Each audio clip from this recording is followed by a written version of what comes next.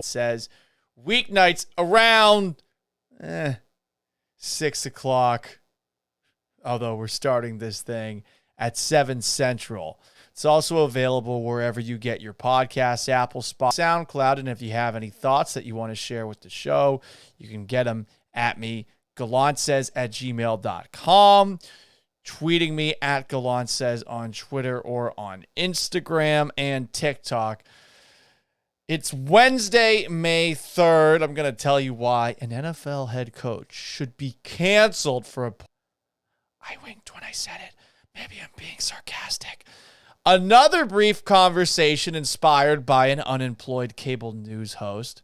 And we'll discuss a movie that I found out about literally this morning that's exciting me way too much. But first, let's talk about a NFL story that I saw this morning that has to do with the Carolina Panthers and why they took Bryce Young with the number 1 overall pick in the NFL draft. Obviously, a lot of interest here in Houston about that pick, maybe for my Seattle listeners as well, who were wondering if one of those quarterbacks might slide to them at 5 so that they wouldn't take down. Where Mike Florio of Pro Football Talk interviewed Carolina Panthers general manager Scott Fitterer. And here is the part of the interview that really fascinated me. Fitterer talks about a dinner that the Panthers had with Bryce Young. The one thing that stands out is probably a dinner the night before his pro day. And we're sitting in a restaurant and we're talking to him. And this is the first time, you've interviewed him at the Combine in a, 18-minute interview. We've talked to him at other places. But this is the time you see him in a social setting where we're sitting around a table and we're really just getting to know the guy. And he's holding court. We had a couple-hour dinner with him. And as you're sitting there at dinner, you're just looking at this guy. And I'm thinking in my head the whole time, okay, is this the right guy for us? Is this the guy that we want kind of be in our face? Is he the one we want leading our team, in the huddle when it's the fourth quarter? And you have all these questions in your head as you're sitting at dinner, just watching him talk to other people. And that was kind of the moment that I had personally where I thought, okay, this is the guy. This is the guy that we want leading the team. So from Scott Fitterer, there was a moment as he stared across the table looking at Bryce Young, and Bryce Young's talking to everybody with the Carolina Panthers there, where he just knew that Bryce was the one. You ever had a moment like that with a significant other?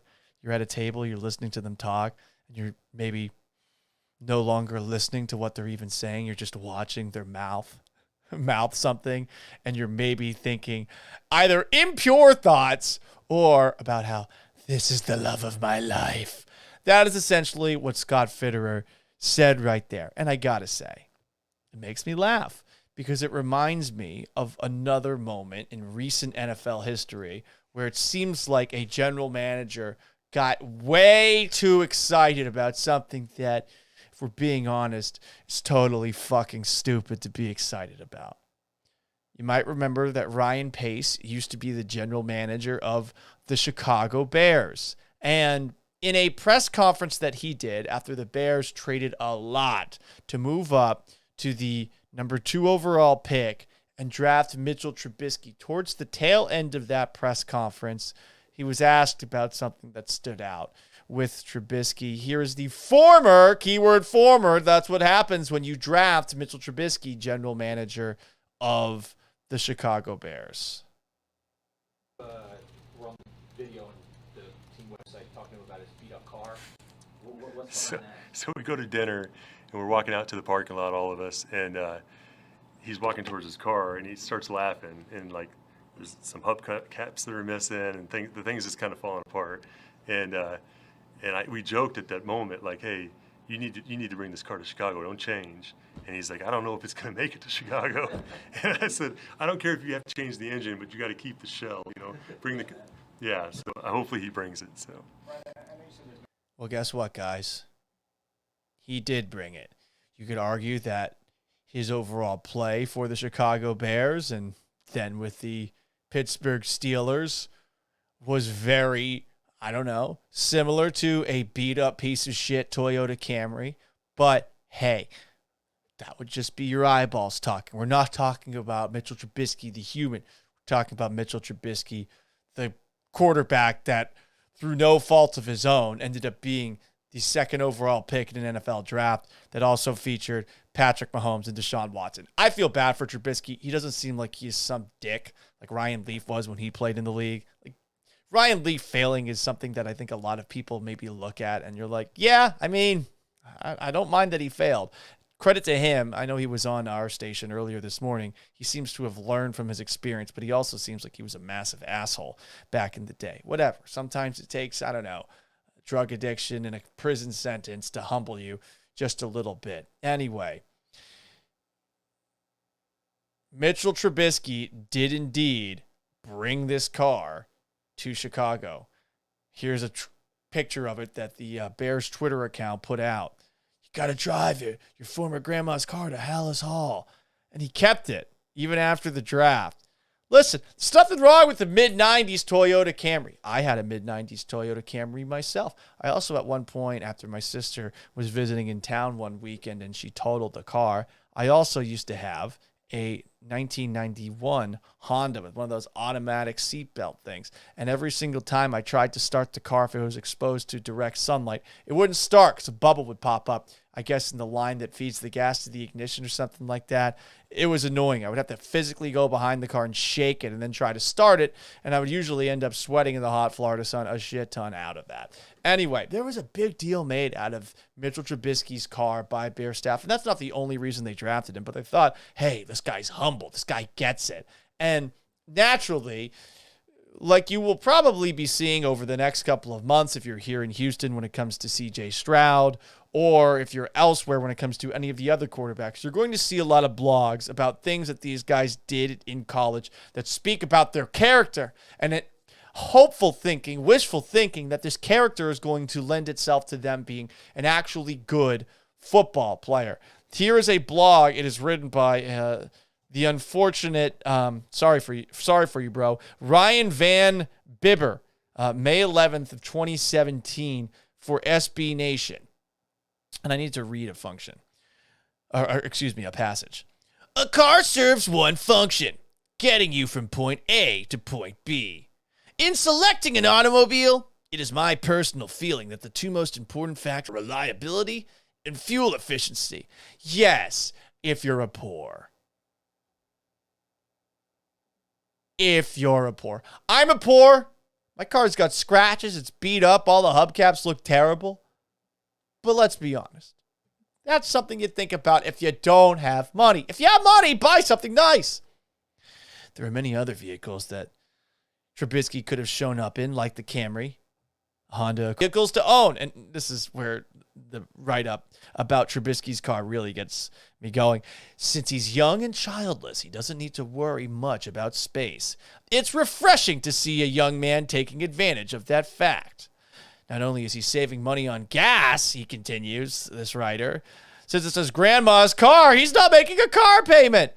You know who's not losing 30% of the value of his car as soon as it drives off the lot? Mitchell Trubisky. More money to pay off his offensive lineman with Casio watches, 32-inch televisions. Jesus, 32-inch televisions? That's it?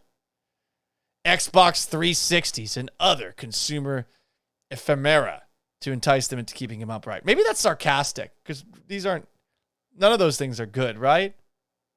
Anyway, Mitchell Trubisky, big-time Toyota Camry guy. That's one of the reasons that the Bears were sold on Mitchell Trubisky, the man, much like that dinner that Bryce Young had with the Carolina Panthers is a reason that the Panthers were sold on him, or at least that was the moment they knew.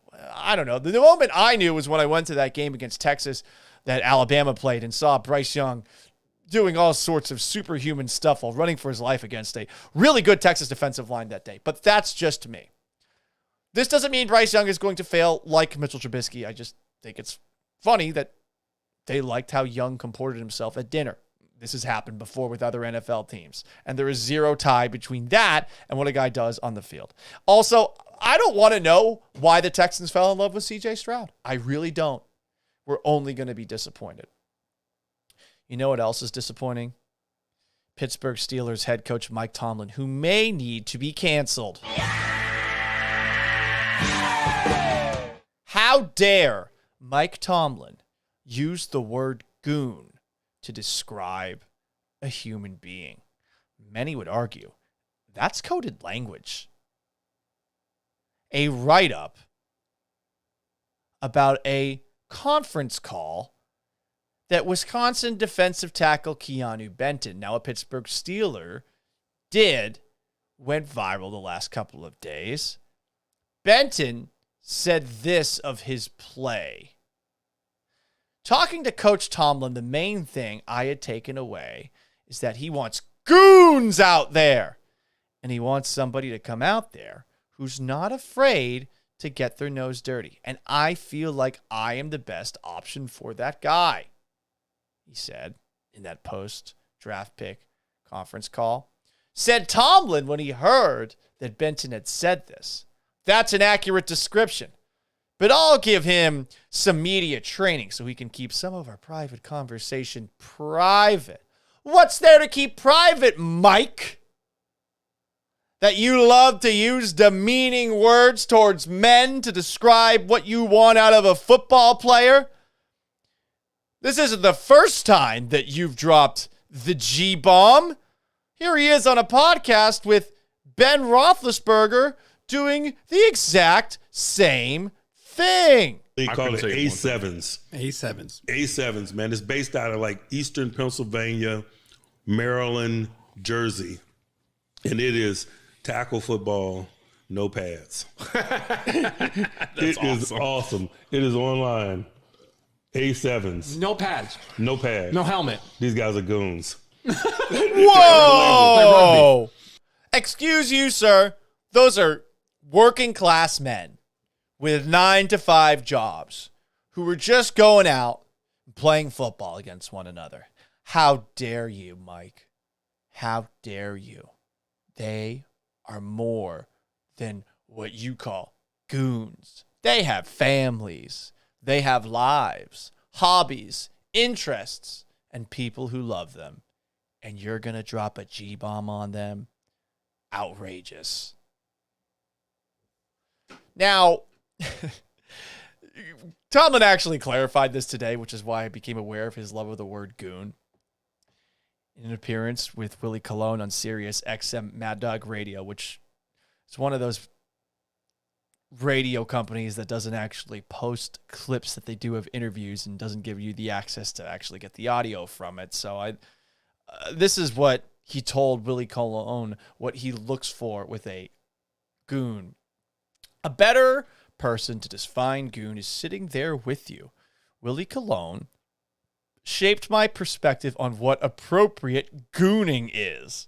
To be bluntly honest, this dude played with an edge. He could be characterized as a mean person on the football field, but always in control, always calculated, always smart. I think that's the gist of what I'm talking about. We have to play with a certain collective demeanor, but we've also got to play and play to win, and that means not beating yourself. So that means bringing a certain level of intellect to the physicality, something Willie mastered. You know he's a sharp guy. He conducts business with you guys every day and does it at a very high level, said Tomlin. But to be able to do those things and play the game with a certain edge, a certain demeanor, is things that we covet. You hear that description, and unless you couldn't sense the sarcasm a little bit earlier, we all know what Mike Tomlin was actually looking for with the word goon. You're looking for somebody who's tough, maybe enjoys beating the shit out of other players on the football field, but isn't going to do it in some dumb way like a Dylan Brooks or some of the other noted cheap shot artists of the recent NFL. Say Vontaze Burfict in Cincinnati. But that word is a problematic word in the eyes of some, and I do find it fascinating because whenever somebody uses that word to describe what they're looking for in an athlete on the field, basketball, it's generally some Bill Laimbeer type of enforcer.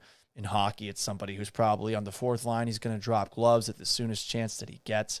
And, of course, in football, it's probably someone who plays a little bit dirty. Baseball, I wonder what a goon would be. Pitcher who throws high heat. Kind of difficult to figure out how to be a goon on the baseball field. Spikes up whenever he slides into a base. I'm not 100% sure. But like the word prison, whether it's Bob McNair or NFL league meetings talking about Colin Kaepernick, or someone else, there are certain words that are going to trigger some. Here's an interaction that I had with my former coworker, G. Scott.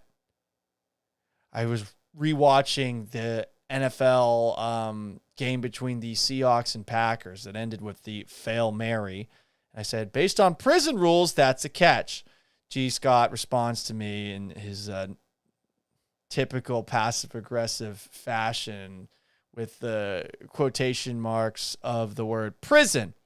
And I told him, well, I've been to the gulag in Call of Duty, bro. You don't know what it's like. But I remember seeing that, and I was just fucking annoyed, to be perfectly honest.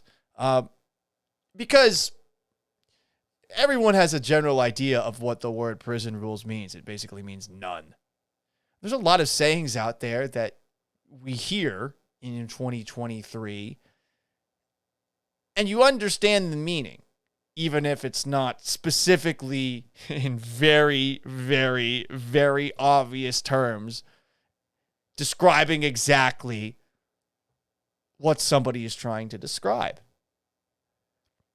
There are all sorts of sayings in our language that the majority of people have a pretty good understanding of.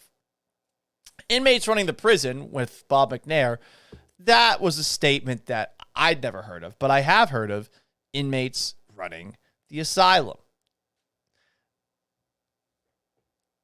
And this is language that I think sometimes gets focused on when it doesn't actually need to be focused on. Because it's way more important for us to understand our actual history in every situation we can. Because are we not often repeating ourselves when it comes to history? But to understand the history of a word or some saying's meaning or origin, it's not always important to get to the bottom of that.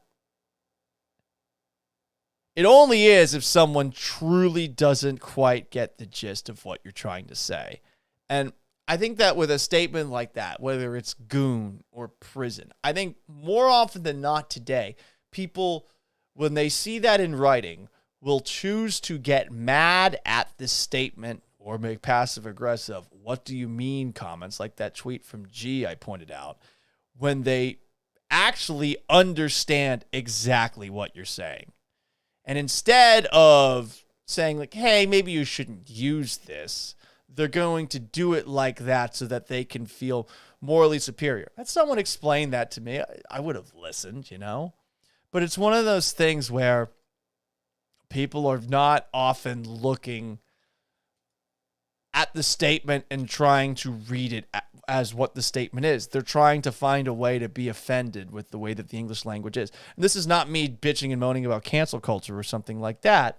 I just think that people go about it the wrong way if they want people to maybe understand where a specific saying came from. There's a lot of weird ones out there that are interesting when it comes to the history. For example, long time no see. That was a saying that began, I guess, in the 1800s in reference to Asian immigrants who were working on railroads on the western half of the United States. So it began as that, and now all of a sudden, long time no see has become a foundational saying in the English language. Maybe foundational is extreme, but you get what I'm saying. A very common saying in the English language. And it came from something that maybe wasn't the best. That's it. The word goon is a lot of words that are similar to it. And I thought to myself, well, what do these words actually mean? Get a little extra history involved with the words of our language. Because you hear goon, you hear thug, you hear brute, gangster, among others. Goon, a stupid, foolish, or eccentric person. But the North American definition, a violent, aggressive person who is hired to intimidate or harm people. It may have been influenced by the subhuman cartoon character Alice the Goon, created by a early 1900s American cartoonist. But the word goon also stands for cheap wine in Australia when sold in large cartons. Apparently that's a common saying. What else do we have? Words like goon, thug, a violent, aggressive person, especially one who is a criminal. You could interpret it as that. Or a member of a group or organization of robbers and assassins in India who waylaid and strangled their victims, usually travelers, and stole their belongings. They were suppressed by the British, of course, in the 1830s. That's an interesting one. How about the word brute? Bad guys. Halo. The actual definition, a savagely violent person or animal. A cruel or insensitive person. Something awkward, difficult, or unpleasant. Or, this is where it gets a little bit problematic, an animal as opposed to a human being characterized by an absence of reasoning or intelligence. Yep. Definitely hear that term a lot in football circles. Probably not the best one to use. Thug. Remember when people were calling Marshawn Lynch a thug and Richard Sherman a thug? Not the best look. I like to think that it wasn't a lot of people out there that were doing it, and I like to think that we've kind of slowed our roll when it comes to characterizing players as that. But the word goon is something that a lot of teams will look for from time to time in the athletes that they decide to draft or employ. Gangster, pretty obvious. A member of a gang of violent criminals. But it's a word that over time, the word gangster, you could say, man, that's gangster, to describe something that you actually think is cool. How about the word ruffian? A violent criminal or troublemaker. Maybe we need to bring back the word ruffian when it comes to what you're looking for in an NFL player. If you're looking for a goon or a thug or a brute, how about a ruffian? It's the same thing. It's an Italian word. Ruffiano, which became ruffian in Old French, which became ruffian in the early 16th century. Hooligan, a violent young troublemaker, typically one of a gang. Hooligan has been used a lot over the last couple of years, but generally it refers to soccer fans who are violent. Violence still there. Vandal, a person who deliberately destroys or damages public or private property. Yeah, probably not going to work as much as the word goon. Or a member of a Germanic people that ravaged Gaul, Spain, and North Africa in the 4th to 5th centuries and sacked Rome in 455 AD. And then you've got the word hood, which is an abbreviation of hoodlum, a gangster, a similarly violent criminal. I think we need to bring back hoodlum, ruffian, and vandal. Although a vandal won't work. So ruffian, hood, and hooligan. Let's bring them back until they ultimately get stopped because it's problematic language. While we're on violence and problematic language, get a load of this guy's violent thoughts. Back-to-back days, we're going to be talking about unemployed former news bull host Tucker Carlson, who is still getting reamed over the coals now for a text that he sent a producer that may have gotten him fired. This is what the text read, January 7th of 2021 at 4:18. A couple of weeks ago, I was watching video of people fighting on the street in Washington. A group of Trump's guys surrounded an Antifa kid and started pounding the living shit out of him. It was 3 against 1 at least. Jumping a guy like that is dishonorable, obviously. It's not how white men fight. Motherfucker. Why would you text this to anyone? Worded as detailed as this, let alone a coworker. Putting something like that in writing, for those who do believe Tucker Carlson is super intelligent, I think he's smart. But that's just fucking dumb. Doesn't matter what the rest of this text says, and it's a long fucking text. It just matters what you say there. How would you have such a lack of judgment to post that? Continues the text. Here's what's even worse. Suddenly I found myself rooting for the mob against the man. The Trump guys beating the shit out of the Antifa kid. Oh my God. I could taste it. Then somewhere deep in my brain, an alarm went off. This isn't good for me. I'm becoming something I don't want to be. The Antifa creep is a human being.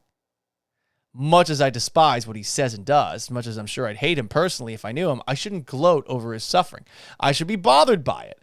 I should remember that somewhere somebody probably loves this kid and would be crushed if he was killed. I don't care about those things if I reduce people to their politics. How am I better than he is? So he's taking people through the thought who has a gut reaction and then realizes, man, I'm pretty fucked up for thinking this, right? But why, again, would you put any of this in writing, and why would you send this to a producer in written form? Who knows? But a lot of people were focusing on the how white men fight. And it's got me thinking about something that I love to discuss. History, and the history of the word duel. Because that's how white people fight, with a duel, bitch. Or at least they used to. Started way back in Viking times. The home gang. Ever heard of that? It's a duel practiced by early medieval Scandinavians, a legally recognized way to settle disputes. In theory, someone offended could challenge another party to a home gang, regardless of their differences in social status over honor, ownership, property, etc., etc. They were fought 3 to 7 days after the challenge. If the person challenged did not turn up for the home gang, the other man was considered just in his challenge. If the offended party did not turn up for the home gang, they were deemed neoingner. NGR. No idea how to pronounce that. And could have been sentenced to outlawry. In effect, if someone was unwilling or unable to defend their claim, they had no honor. Sometimes a capable warrior volunteered to fight in the place of a clearly outclassed friend. Basically, some variant of a trial by combat, right? Kind of interesting that if the offended party doesn't turn up, they were deemed an outlaw. Seems like you could perhaps, if you were a super violent person, abuse this system a little bit. But you would have to be super good with a sword, I would imagine, to make that happen. More duels, more white people fighting. How white people fight. It's not 3 Trumpers on an Antifa guy. It's a duel. In medieval society, judicial duels were fought by knights and squires to end various disputes. France, Germany, Ireland practiced this tradition. There's something called a feat of arms. It's used to settle hostilities between 2 large parties and supervised by a judge. So it would be a battle fought as a result of a slight or challenge to one party's honor. The parties involved wear their own armor. They would use whatever weapons they want to fight. The duel lasted until one party could no longer fight back. In early cases, the defeated party would then be executed. Jesus, who would want to get in one of these? You get executed if you lose? Like there's no chance for mercy?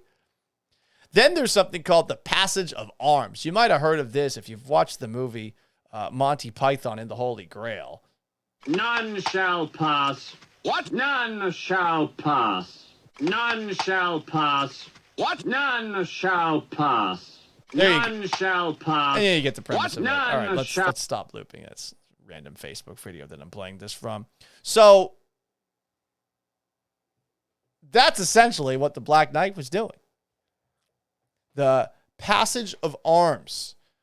A knight or group of knights would stake out a traveled spot like a bridge or a city gate. Let it be known that any other knight who wished to pass must first fight or be disgraced. And if this person didn't have weapons or a horse, that might be provided. If they chose not to fight, you would have to leave your spurs behind as a sign of humiliation.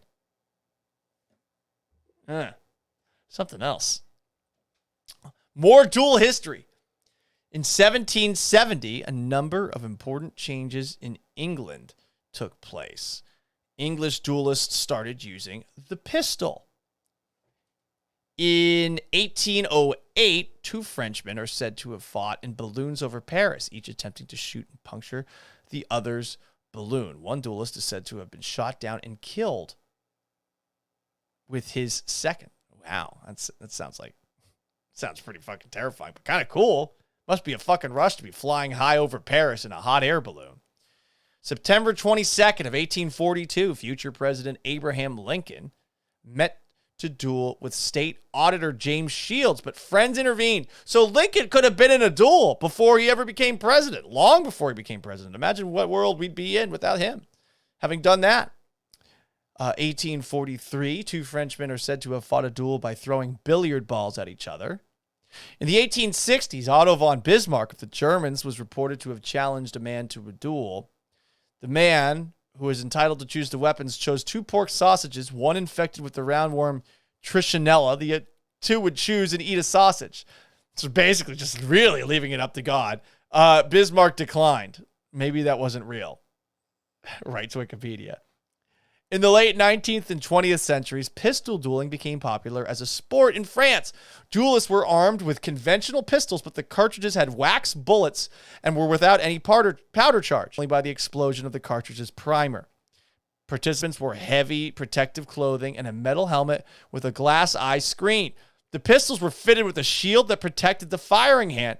Pistol dueling was a non-medal event at the 1908 Summer Olympics in London. Why don't we bring this back? Fuck yeah. It's pretty sick. Today, though, the only time that you'll see white people fight is what? Outside of a bar? Right? A couple of drunk people. By the way, there is something called a mutual combat law. This exists in 2 states that I've lived in. Washington and Texas. They're the only 2 states in the United States where mutual combat is legal. In Washington, said mutual combat must take place in a public place and both parties must agree to the fight. I don't know if it's different in Texas, but this allows dispute to be settled via consensual unarmed combat. Unarmed duels. 2 places in the United States you can do it. I lived in both of them. Does that make me different? Yes. One last thing before I hit the road. You know who else used to duel, technically? Gladiators.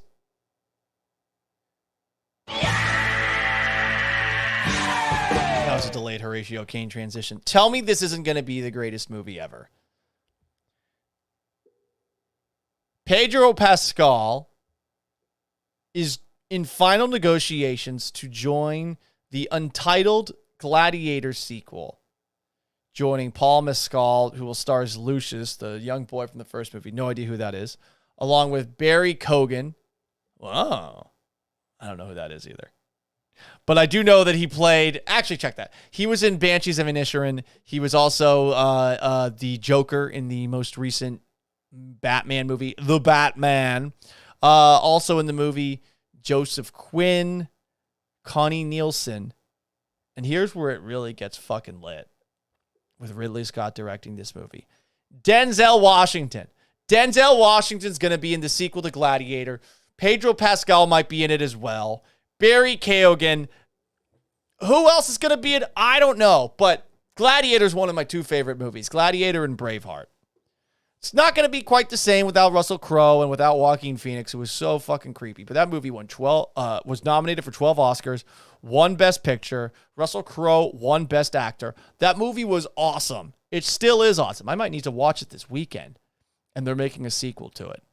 It's going to have Denzel Washington and Pedro Pascal in it. Sign me the fuck up. Anyway, that's going to wrap up today's edition of the Gallant Says podcast, which you can watch live weekdays, 6 to 6:30, youtube.com/Paul Gallant or twitch.tv/Gallant Says. You got any questions for the show, email me, gallantsays@gmail.com. You can also tweet me at Gallant Says on Twitter or on Instagram, Sports Gallant, Politics Gallant, also on Instagram. I got a couple of other accounts. I'm also on TikTok at Gallant Says. You can get this in podcast form wherever you get your podcasts the next day. Apple, Spotify, Google, Stitcher, and SoundCloud. So long, farewell, and have yourselves a wonderful Wednesday. Peace! And Thursday if you're listening in podcast form.